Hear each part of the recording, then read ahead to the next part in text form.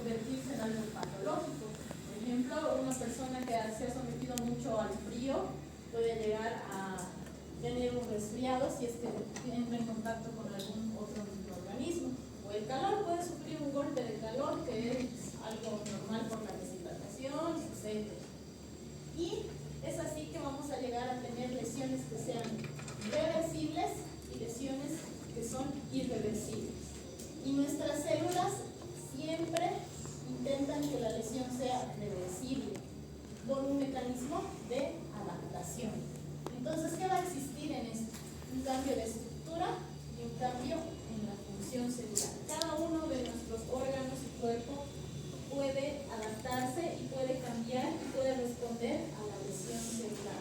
Entonces, adaptación, algo muy gráfico es este animalito que es el camaleón, que supuestamente se va a ir adaptando según el medio y la temperatura y el entorno.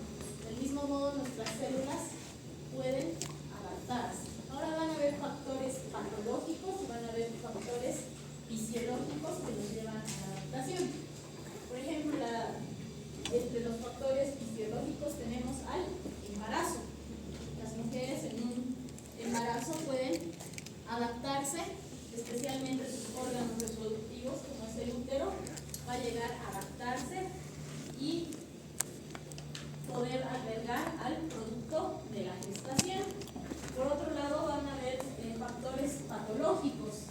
Por ejemplo, en el caso de una fractura, sea de cualquiera de nuestras extremidades, entonces también va a ser un mecanismo de adaptación, pero en este caso patológico.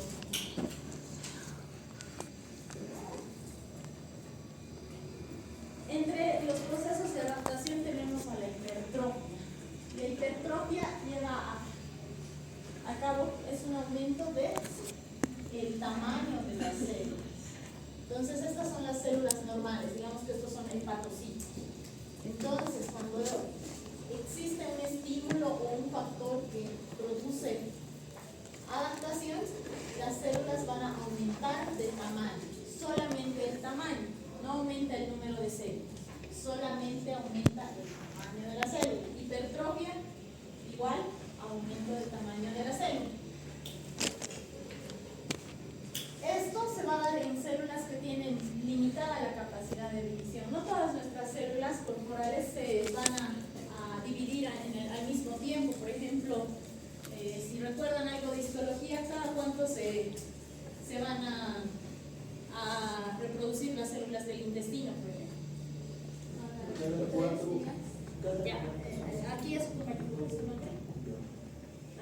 Jordan nos va a decir. ¿Te acuerdas, Jordan? ¿Alguien que quiera participar? Levanten la mano. No es de 3 a 4, de los enterocitos que... Ya, muy bien. Entonces, por ejemplo, los enterocitos más o menos tienen un periodo de 3 a 5 días. ¿Ya? ¿Por qué? Porque nosotros comemos todos los días, ¿no es cierto?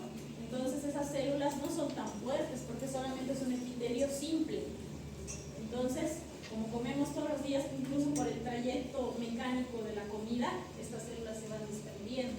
Por lo tanto, tienen un alto índice de mitosis. Todos los días se están regenerando. Desde el fondo de las criptas hasta la superficie de las criptas. Entonces, esas células no van a entrar en hipertrofia. ¿Qué otras células que tienen baja capacidad de división? ¿Cuáles son? El corazón. Las neuronas, si bien tienen un limitado índice de mitosis, ellas no pueden llegar a tener hipertrofia. Nosotros tenemos un número de neuronas que depende también de los estímulos que les demos, van a producir ciertos estímulos nerviosos. Entonces el cerebro, de cierta forma, lo vamos a sacar de las lesiones adaptativas en este momento. Acá su compañera decía el miocardio o el corazón. El corazón se contrae gracias a las células del miocardio. Y el miocardio justamente es un órgano que va a sufrir lo que es la hipertrofia. No se regenera el miocardio. Es muy limitado su índice de regeneración. proliferación. Por lo tanto, va a haber un aumento del tamaño del órgano. Entonces, si aumenta el tamaño de las células, obviamente va a aumentar el tamaño del órgano. Y puede coexistir con la hiperplasia, que es otro mecanismo de adaptación. ¿Ya? Entonces, vamos a pasar a lo que es bueno, sigamos con hipertrofia. Aquí, por ejemplo, tenemos este órgano. ¿Qué es este órgano? Es el útero, obviamente. Entonces vamos a tener un útero normal, que generalmente a la edad que ustedes tienen, las mujeres tienen una histología más o menos similar a esta. Entonces las células, ¿cómo son las células musculares lisas?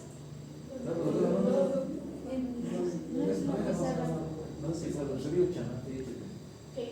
No se puede doctorar con la Perdón, bien, toda la razón. Puede subirlo, doctora, no hay problema. ¿Ya se veía bien en la pizarra? Sí.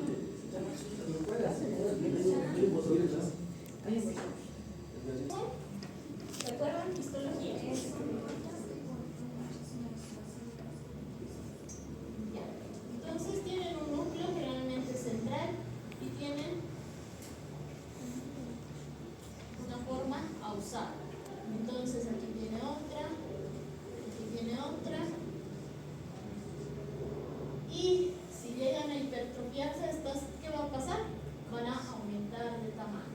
Y aquí se ven, fíjense, los núcleos apenas se ven. En cambio aquí los núcleos, que son esas manchitas azules, estas manchitas más oscuras, se ven continuos, uno al lado de otro. Pero cuando existe hipertrofia hay un aumento, o hipertrofia hay un aumento de lo que es el citoplasma. Entonces esta célula se va a hacer más grande. El núcleo obviamente también aumenta ligeramente de tamaño, pero lo que más aumenta es el citoplasma. ¿Por qué? En el citoplasma tenemos todas las proteínas contráctiles para que este útero pueda llegar a cumplir su función. Entonces, si ven acá, las células son pequeñas, aquí en cambio el citoplasma es mucho más grande. ¿Qué es el citoplasma? Es más o menos esta matriz rosada que vemos en el mar.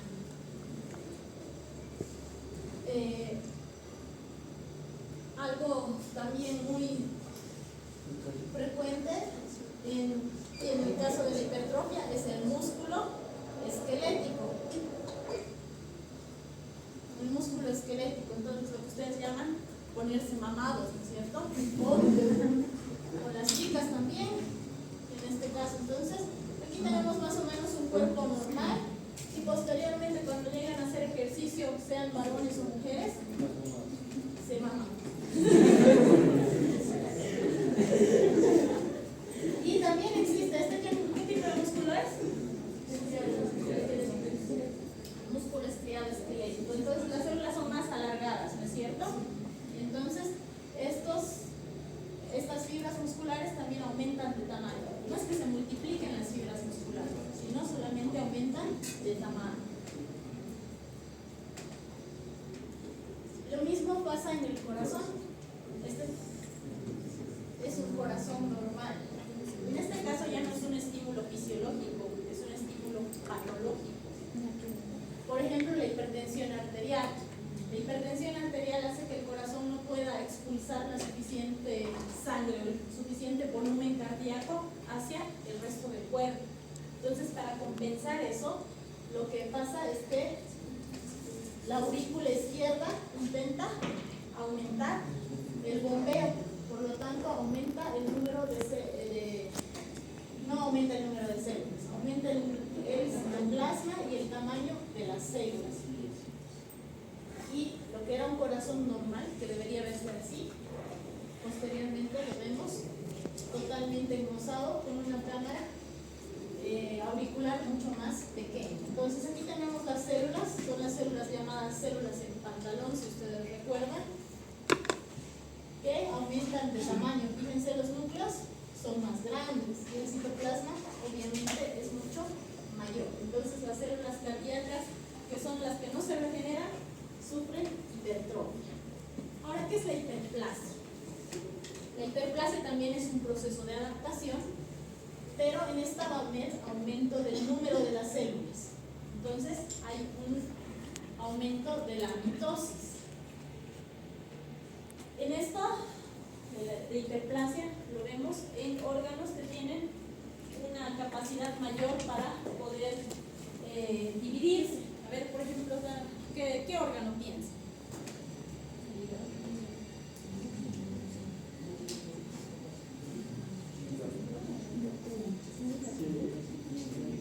La piel, ya. Claro, las que tienen una capacidad de división mayor. Ya los glóbulos rojos, muy bien, puede ser un ejemplo. Ya la próstata.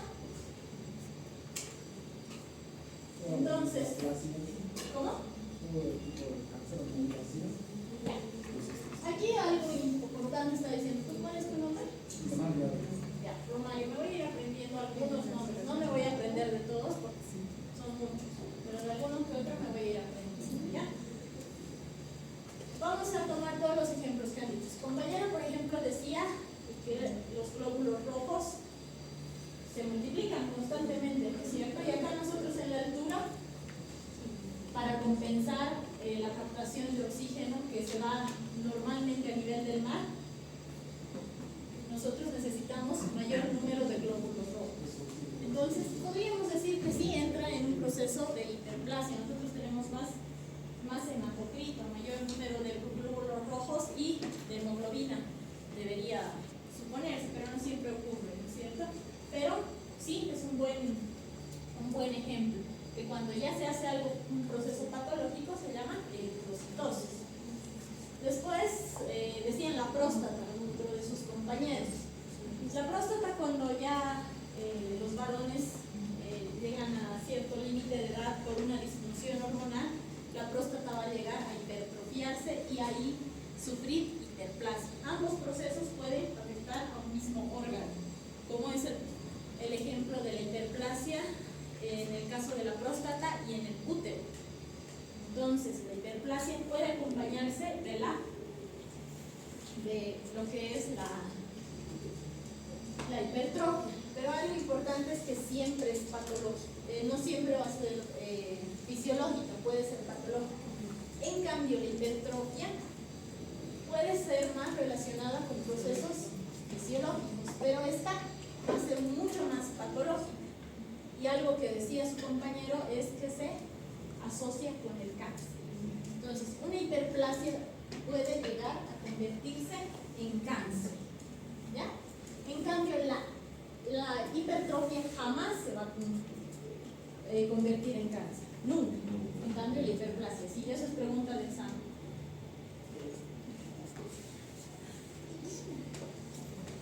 ¿Qué puede llevar a una hiperplasia? El exceso de hormonas sobre estimulación de una hormona sobre algún órgano. Por ejemplo, tenemos también lo que es el proceso de hiperplasia de tiroides. En el caso de la hiperplasia de tiroides, la tiroides está muy influenciada por las hormonas hipoficiarias, en este caso la hormona estimulante de tiroides. Entonces, puede producir. ¿Qué pasa? En el caso de la tiroides, ¿no es más una hipertrofia? Es hiperplasia. Los folículos tiroideos llegan a aumentar en el número de células. También tenemos la hiperplasia endometrial. Cuando una mujer, por cuidarse de llegar a embarazarse, toma desmedidamente anticonceptivos o se inyecta anticonceptivos y no ha sido atendida por un ginecólogo que sepa del campo, entonces puede llegar a generar una hiperplasia endometrial.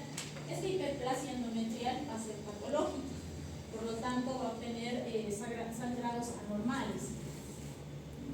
Ustedes saben que el ciclo más o menos varía entre unos 28 días a 32 días más o menos, ¿no es cierto? Entonces la mujer va a tener, digamos, sangrados anormales a los 14 días, por decirlo. Entonces la hiperplasia endometrial es un factor patológico, por eso ustedes tienen que cuidarse cuando lleguen a la edad reproductiva y especialmente de las ser controlada por el ginecólogo. La hiperplasia prostática. La hiperplasia prostática no se va a dar en todos los varones, pero por disfunciones hormonales también va a llegar a darse.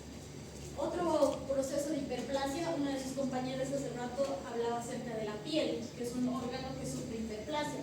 Así es, gracias al virus del papiloma humano podemos llegar a generar verrugas virales.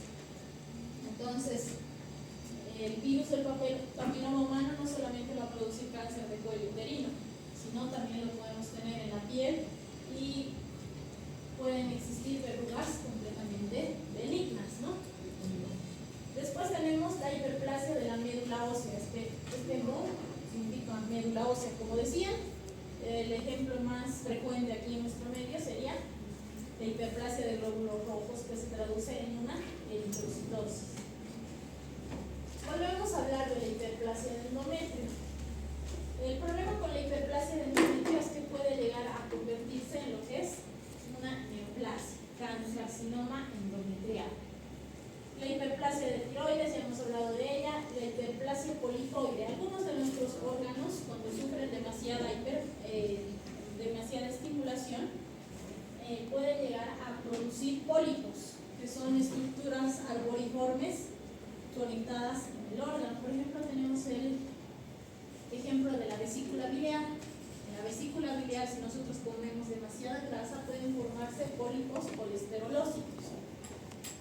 Del mismo modo, a nivel del colon, en ciertos patrones genéticos va a haber una hiperplasia de las células y van a formar pólipos adenomatosos. Pero esto ya tiene que ver más con cáncer. Y es importante que en la hiperplasia no va a haber mutaciones genéticas por lo general. Aquí cuando hablamos de verrugas virales, posteriormente se va a dar una mutación. Pero mientras sean benignas y solamente sean locales, no va a haber existir mutaciones genéticas.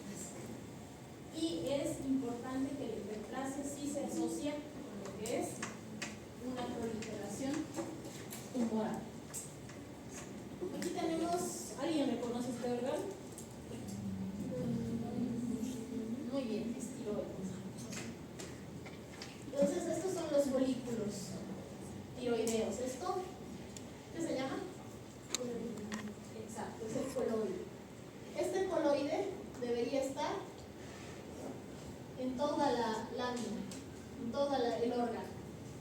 Todo debería ser repetitivo y darse las lagunas, las piscinas de coloide rodeadas por las células foliculares. Entre esas células foliculares existen otras que se llaman parafoliculares, pero aquí casi no vemos células parafoliculares y lo que vemos más son células foliculares. Pero no existe esta piscina de coloide donde se va a secretar lo que son las T3 y la T4. Si no, hay un aumento de células. Aquí hay unas mini piscinas, podríamos decir. Esto se produce en el bocio. En el bocio multinodular, que es relativamente frecuente en nuestro medio. ¿Por qué se da el bocio? ¿Alguno de ustedes sabe? Ya, muy bien. Por la ausencia de yodo o por la deficiencia de yodo. Entonces no hay yodo para secretar las hormonas. Infecciones también son. Las infecciones. Las también. infecciones son más frecuentes de todo. En cierta forma, algo así. Bueno, en mi experiencia, yo te digo, lo veo más por deficiencia de yodo. ¿Ya? Entonces, las células van a intentar producir más hormonas, pero no existe el material para producirlas. Y por eso entran en una hiperplasia. Aquí tenemos clara proliferación de células foliculares. Otro mecanismo de adaptación es la atrofia.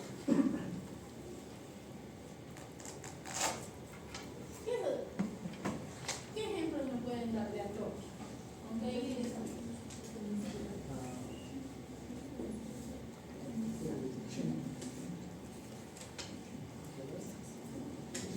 Bueno, hay tipos de atrofia, ¿no?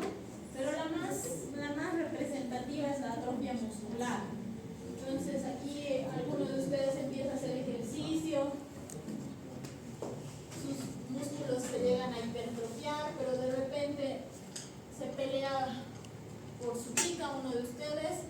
me rompen el brazo.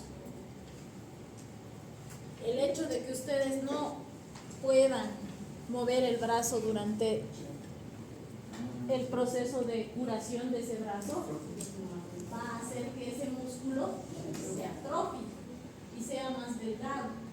Entonces aquí vamos a tener diferentes formas de atrofia. La atrofia cerebral. La atrofia celular, del cerebro puede darse por distintos motivos. Puede ser, por ejemplo, arteriosclerosis de las arterias carótidas. Entonces el flujo de oxígeno en el cerebro no va a ser el mismo. Entonces la cantidad de neuronas y la cantidad de sustancia blanca va a disminuir y incluso se puede ver en piezas de autopsia un cerebro más pequeño. Entonces puede haber atrofia cerebral. Pero aquí, por ejemplo, mencionamos la atrofia hipoplástica. Por inhibición del anabolismo tenemos a la atrofia muscular. Cuando nosotros nos sometemos a un proceso de inanición, es decir, empezamos a no comemos. Puede ser por distintas razones, porque no sé, estamos en un periodo de guerra. Huelga de hambre. Ya, huelga de hambre, las huelgas de hambre son falsas generalmente, ya, pero le vamos a poner huelga de hambre. ¿Ya? Entonces, como ustedes saben, en el músculo se van a almacenar ciertas sustancias, por ejemplo el glucógeno. Hay un importante porcentaje que se almacena en nuestros músculos. Entonces lo primero que va a desaparecer es el glucógeno. Después, para sostener a otros órganos que son principales, nuestro cuerpo va a llegar a reducir las proteínas de nuestras células musculares esqueléticas y van a llegar a que la masa muscular disminuya drásticamente. Después tenemos a la atrofia reabsortiva, que se da por aceleración del catabolismo, y en este caso se da la atrofia muscular por desuso. Entonces, ustedes que ya son estudiantes de medicina ya no tienen tiempo para ir a hacer deportes, ¿no es cierto? Todo el tiempo están leyendo sus libros, están pasando clases o están estudiando. Por lo tanto, todos sus músculos que ustedes están atrofiando simplemente porque ya no los están usando de manera adecuada. Y la atrofia simple, donde el tamaño del citoplasma y el tamaño de las células va a ir disminuyendo. Y la atrofia numérica, esto ya tiene más que ver con lo que es un proceso de apoptosis, ¿ya? Está relacionado con lo que es la apoptosis. Y la atrofia numérica se va a dar especialmente en órganos como que van a regresionar, como el timo, que más o menos a la edad de 15 años ustedes todos ya hemos perdido el timo por la reducción o atrofia numérica de las células. Ahí tenemos los ejemplos de atrofia. Por ejemplo, tenemos aquí el riñón. Entonces, uno de los riñones durante la división celular embrionaria no ha llegado a formarse de manera adecuada y va a ocurrir que va a ser un riñón mucho más pequeño. Este es un riñón normal. Tenemos la corteza y la médula. Pero en este tenemos un poco más de médula y la corteza está disminuida. Después aquí tenemos el ejemplo que su compañero decía, la atrofia cerebral, ¿no? ¿Qué? Sí, pero ya ahí van a llegar a ver factores más genéticos en el Alzheimer. ¿Ya? Y aquí tenemos que, reconocen este órgano, yo creo, ¿no? Es un testículo. ¿Ya? Entonces aquí tenemos un testículo que está en su bolsita, en el escroto. Pero este es un testículo que no ha llegado a descender. Los testículos en la infancia tienen que llegar a descender hasta la bolsa escrotal. Si uno de ellos no desciende, pared y se queda en el canal inguinal, entonces le pasa que puede llegar a atrofiarse. ¿Por qué tienen que estar en el escroto los testículos? ¿Por qué? Porque la temperatura en ese lugar es adecuada para que se desarrolle toda la función gonadal, para que se produzca la testosterona y demás. Pero si ocurre algo y no baja y no desciende, no va a tener esas condiciones ideales. Por lo tanto, el órgano va a llegar a atrofiarse. Esa es una atrofia patológica, pero también existe una atrofia fisiológica, ¿no? Cuando el varón va aumentando en edad, obviamente los testículos también van a ir disminuyendo de tamaño. Entonces puede ser patológica o fisiológica. Y aquí el ejemplo más clásico, ¿no? Que es cuando una persona ha estado enyesada por mucho tiempo. Aquí ven una pierna normal y aquí una masa muscular esquelética disminuida. Entonces ha habido atrofia. Y aquí tenemos la imagen microscópica. Estas son células del músculo esquelético normal. Si ven, los núcleos están distribuidos a cierta distancia. Pero aquí, un núcleo está atrás de otro, un núcleo está atrás de otra. ¿Por qué? Porque ha habido lo que es atrofia muscular. Y si se fijan, el grosor de las células o de las fibras musculares está disminuido. La sarcopenia igual sería. ¿Qué? La sarcopenia. Esas son entidades patológicas diferentes. Entonces, esta es por una atrofia por Jesús. Y ahí vemos la acumulación en pila india de los núcleos. Otro proceso de adaptación es la metaplasia. ¿Qué es la metaplasia? Es algo importante que ustedes tienen que aprender a definir. Ahí está. A ver, ¿quién se está durmiendo? Nadie se está durmiendo. A ver, ¿puedes leer la diapositiva, por favor? ¿Qué es metaplasia? ¿La llegas a ver? A ver, alguien que esté más adelante. Creo que no puede ver de atrás. ¿Puedes ver la diapositiva? Fuerte y claro para todos. Metaplasia es el cambio de un tejido adulto por otro tejido adulto del mismo tipo embrionario, que es más resistente pero menos especializado. Punto 2. Predispone a una transformación maligna. Punto 3. Displasia, crecimiento desordenado. Ya, entonces metaplasia es muy importante que ustedes conozcan la definición. ¿Qué es el cambio de un tejido adulto, maduro, por otro tejido adulto o maduro del mismo tipo embrionario? Es decir, el mesénquima no se puede transformar en ectodermo. Y el ectodermo no puede transformarse en mesodermo. Por lo tanto, tienen que ser del mismo tipo embrionario. ¿Conocen algún ejemplo de metaplasia? La metaplasia esofágica sería. ¿Qué? La metaplasia esofágica. Ya. ¿Ustedes tres que les gusta hablar? Díganme. Metaplasia.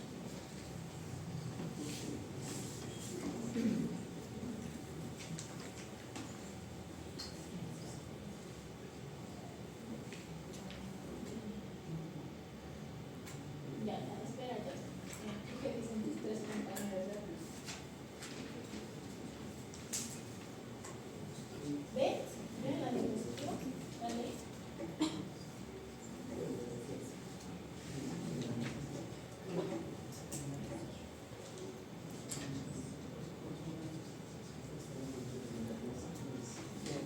Ya, ahí está el dibujo, ¿no? Si se fijan, pueden identificar esas células que están ahí abajo.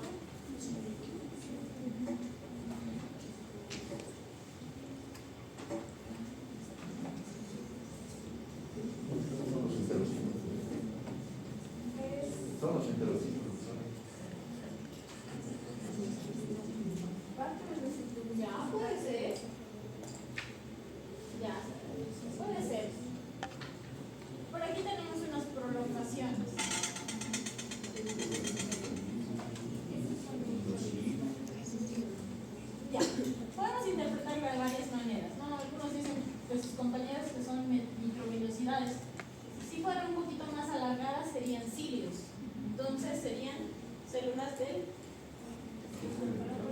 del aparato respiratorio, de ciertas áreas donde no estén, que se llama muy pseudoestratificadas. Pero sí, podríamos decir que esto es el sistema digestivo. Pero aquí está cambiando a otro epitelio. ¿Este qué epitelio es? Ya. Como ustedes saben, la denominación del epitelio se da por la capa superficial de este. Y aquí vemos células más planitas. Entonces este es un epitelio plano. Entonces el epitelio siempre tiene que cambiar con otro tipo de epitelio. Y ahí decían el ejemplo del esófago, ¿no es cierto? El esófago puede producir una metaplasia. ¿Qué epitelio recubre el esófago?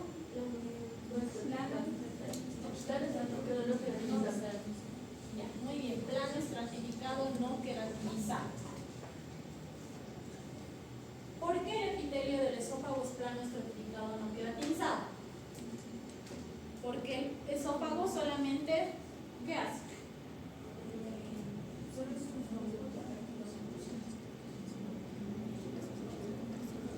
Solo es un órgano de transporte, ¿no es cierto? Transporta por nuestra cavidad torácica lo que son los alimentos hacia el estómago. Tal vez se lubrican un poco, pero no tienen una función demasiado establecida como para la digestión, solamente es un órgano de transporte. Por lo tanto, tiene que ser resistente, porque ahí los alimentos empiezan a lubricarse y a veces nos comemos incluso alimentos más duros, ¿no es cierto? Por ejemplo, las papas fritas. Si bien con la saliva y con la trituración de los dientes, estos son un poquito agresivos, podrían ser. Incluso alguna vez ustedes se tragan un dulce entero cuando alguien les asusta, no sé si se les ha pasado, pero es feo, se siente cómo va el trayecto desde la boca hasta el esófago. Por eso este epitelio tiene que ser un poco más resistente. Pero este epitelio cúbico se encuentra ya en lo que es el estómago. Y en el estómago, este epitelio es especializado para secretar ácido y también algunas hormonas o algunas enzimas que puedan empezar a digerir los alimentos, ¿no es cierto? Por ejemplo, la lipasa gástrica tenemos, o la amilasa gástrica. Esas dos hormonas se van a secretar. Entonces, si existe una alteración patológica, por ejemplo, hay alguien que le gusta tomar caliente sus alimentos, ¿no es cierto? Así está bien caliente, recién hervida el agua, se sirven su tecito y se lo toman. Entonces, va a producir una lesión en lo que es el esófago. Y ese esófago va a intentar adaptarse a esa lesión y va a producir lo que es una metaplasia. Y esa metaplasia va a ser a un epitelio que soporte esas agresiones químicas o esas agresiones físicas. En este caso es el epitelio que produce ácido. Pero ese epitelio que produce ácido no es normal en el esófago. Por lo tanto, va a ir a quemarlo y va a producir lo que es un esófago de barro. Y esta metaplasia, este cambio de epitelio, puede llegar a formar cáncer. Por eso, en las personas incluso que son muy renegonas, ¿cuántos renegones habrá? No sé, tienen el riesgo a tener lo que es el reflujo gastroesofágico. La célula, el contenido del estómago regurgita hacia el esófago y quema este epitelio. Por lo tanto, intenta defenderse de esa agresión química, transformándose nuevamente en este tipo de epitelio. Pero este epitelio no cumple la función mecánica de protección. Por lo tanto, al pasar los alimentos, puede llegar a ulcerarse. Entonces, esa es la metaplasia. Otro ejemplo.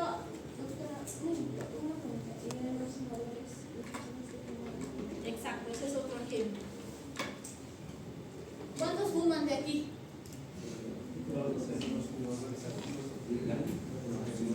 ¿Qué? ¿Son activos o pasivos? Hoy no es tan común que la gente fume, ¿no es cierto? No sé si ustedes fumarán, bueno, no sé qué fumarán tampoco.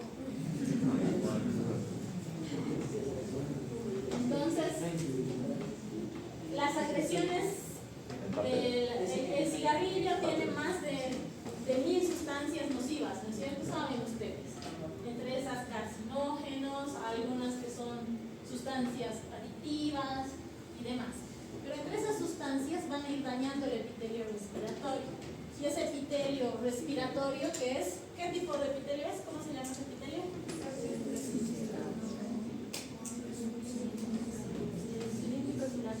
Ya, cilíndrico, pseudoestratificado, ciliado. Tiene cilias porque tiene que transportar moco, ¿no es cierto? Que siempre nos estamos tragando, aunque no nos demos cuenta. ¿Ya?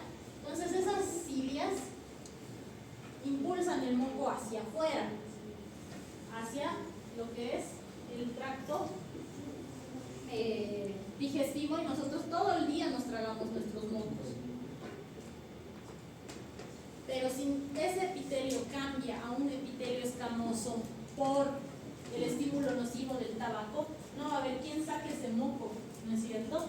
Por eso los fumadores generalmente tienden a estar tosiendo siempre. ¿Por qué? Porque no necesitan un mecanismo más fuerte para poder sacar ese moco. ¿Ya? ¿Por qué? Porque el epitelio cilíndrico pseudoestratificado ciliado cambia a un epitelio escamoso para protegerse de las agresiones del cigarrillo. Entre esas no sé cuántas sustancias que pueden producir cáncer. ¿Por qué? Porque producen primeramente una metaplasia. Entonces esas sustancias cancerígenas van afectando más y más y más y más al epitelio escamoso y produce cáncer de tipo escamoso. Ya, el hígado graso es otro tipo de adaptación y es otro tipo de lesión, no entra en una metaplasia. ¿Ya?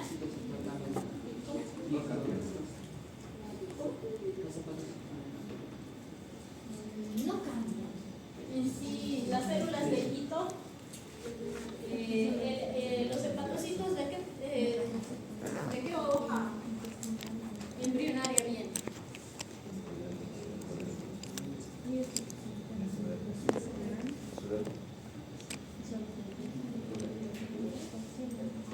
Todos nuestros órganos son un conjunto de las tres hojas, ¿no es cierto? Por ejemplo, el esófago, el epitelio, ¿de dónde viene? Del endodermo. O también el epitelio de la piel puede venir viene del ectodermo, no puede venir bien. Entonces hemos dicho que no se mezclan tipos diferentes embriológicamente. Por lo tanto, el hígado va a sufrir una acumulación que es un fenómeno de adaptación, pero no estamos hablando de metaplasia. Y las células de hito, ¿de qué hoja blastodérmica vienen? Células de hito. ¿Se acuerdan? El hígado tiene células de hito. ¿Qué son las que hacen las células de hito? Almacenan vitaminas. ¿Qué? Almacenan vitaminas. Las células de hito. Muy bien, almacenan la vitamina A, ¿no es cierto? Pero vienen de diferentes células blastodérmicas. Los hepatocitos vienen del endodermo y en cambio las células del hito vienen del mesodermo, del mesénquimo. Por lo tanto, no va a haber una transformación. Es diferente la lesión del hígado. El hígado activa las células de hito cuando existe un daño continuo por el alcohol, pero para formar fibroblastos. Y va a producir la fibrosis, que eso lo vamos a ver cuando veamos el hígado. Es diferente.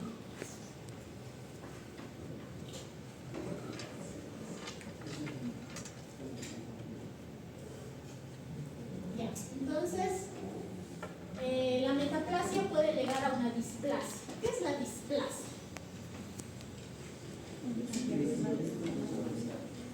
Ya, ahí están diciendo crecimiento desordenado. Ya, el crecimiento desordenado de una célula se traduce en cambios anormales de las células. Ahí están, son alteraciones que generalmente se dan en el epitelio. Puede haber displasia en todo tipo de órganos, pero generalmente se ve en el epitelio. ¿Y qué va a pasar en eso? Va a haber aquí estas características: núcleos prominentes, en el mismo núcleo se van a ver como dos ojitos. Los núcleos se van a ver hipercromáticos, eso se da por la hematoxilina y eosina. Van a haber mitosis anormales, va a haber pleomorfismo celular, pueden haber células multinucleadas, el núcleo se ve como fragmentado, y alteraciones núcleo-citoplasma. ¿Eso a qué se refiere? Generalmente el núcleo va a tener un volumen, que es en el centro de la célula, pero si aumenta el tamaño del núcleo, el citoplasma se ve más reducido. Generalmente el índice del citoplasma es mayor al del núcleo, es decir, hay más citoplasma que núcleo, pero en alteraciones núcleo-citoplasma el núcleo va a ser más grande que el citoplasma. Eso se ve más en lo que es ciertos tipos de órganos que van a empezar a tener una neoplasia. Los veo que se están durmiendo algunos de ustedes. 5 minutos de descanso. Bueno,